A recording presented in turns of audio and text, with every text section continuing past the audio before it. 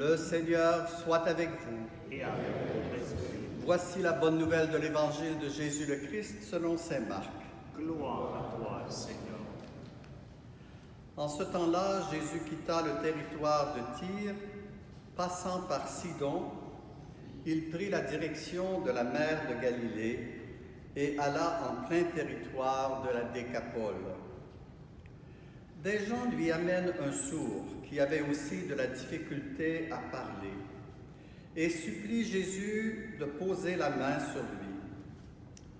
Jésus l'amena à l'écart, loin de la foule, lui mit les doigts dans les oreilles et avec sa salive lui toucha la langue.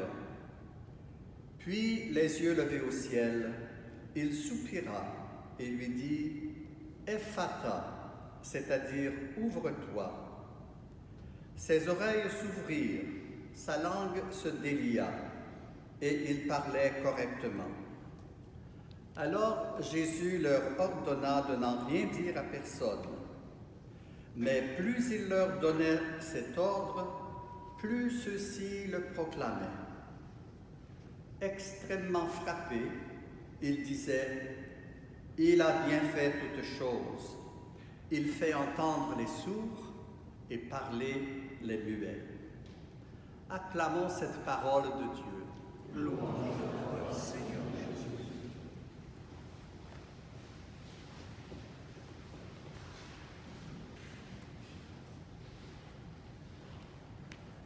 Frères et sœurs, on dit généralement que Jésus n'a guère quitté sa Palestine natale. « J'ai été envoyé aux brebis perdues de la maison d'Israël », disait-il. Or, voici que dans l'Évangile d'aujourd'hui, le texte de Marc nous présente Jésus en voyage.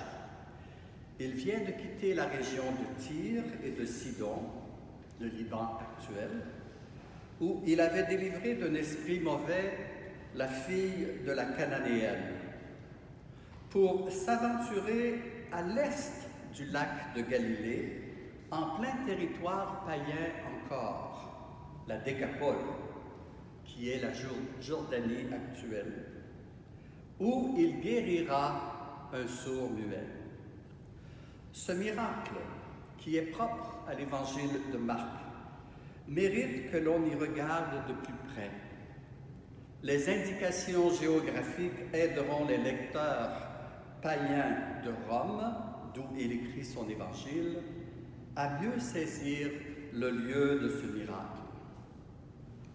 On présente un homme à Jésus en lui demandant de lui imposer les mains. C'est sans doute que sa réputation a déjà rejoint la rive orientale du lac. Les disciples semblent absents du récit. Que fait Jésus? Il prend l'homme à part, loin de la foule. Alors qu'il fait parfois des miracles à distance, ici, il va toucher les oreilles du malade et mettre un peu de salive sur sa langue. Pas très hygiénique, dirions-nous aujourd'hui. Mais Jésus met en œuvre les moyens ordinaires de l'époque, le contact physique et la salive, source de vie et proche de la parole. Rien de choquant. Et Jésus tourne son regard vers le ciel, priant son Père d'opérer lui-même le miracle. Et il l'avait déjà fait lors de la multiplication des pains, vous vous en souviendrez, et aussi lors de retour à la vie de Lazare. Jésus avait levé les yeux vers le ciel en prière à son Père. Il veut redonner sa dignité à ce païen. Ephata, ouvre-toi en araméen. Immédiatement, l'homme est guéri. Il se met à parler et à entendre. Jésus ne lui a pas imposé les mains. Il a fait mieux. C'est un homme neuf. La consigne du silence qu'ordonne Jésus, les biblistes appellent cela le secret messianique, n'est pas observé. Au contraire, on publie hautement ce qui vient d'être accompli. Pourquoi imposer le silence devant quelque chose de si extraordinaire? C'est que Jésus n'est pas simplement un thaumaturge, comme il en existait beaucoup d'autres à l'époque.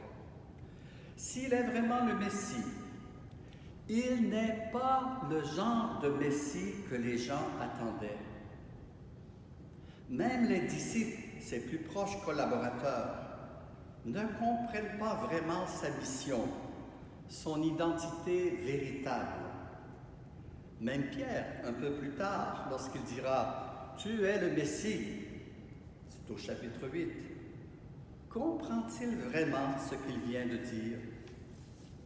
Ce n'est qu'après la résurrection et sous la mouvance de l'Esprit qu'ils saisiront l'identité et la mission véritable du Maître.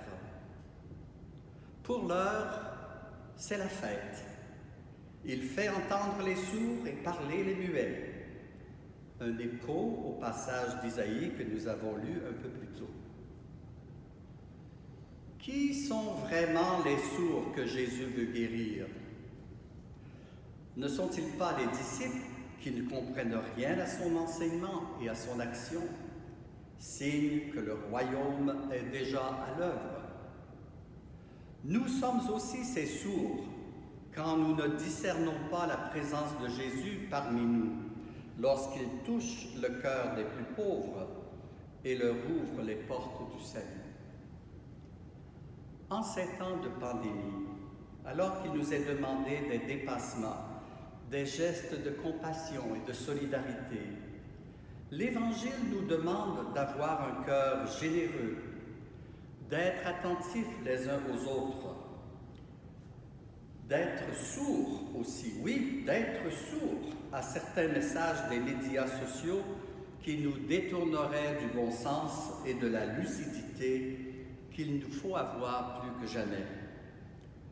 Nous pouvons entendre le cri de Jésus, « Ephphatha », ouvre nos oreilles et notre cœur, délie notre langue pour que nous puissions proclamer haut et fort « Jésus sauve ». Nous en avons la preuve. Ayons une prière pour le pape François, qui doit susciter l'espérance et la confiance en ces temps difficiles pour l'Église et pour le monde. Ne perdons pas courage devant cette 4e vague de Covid qui nous menace. Avec la prière et la grâce de Dieu, nous passerons au travers de cet automne, et nous nous relèverons comme avant, mieux qu'avant. Amen.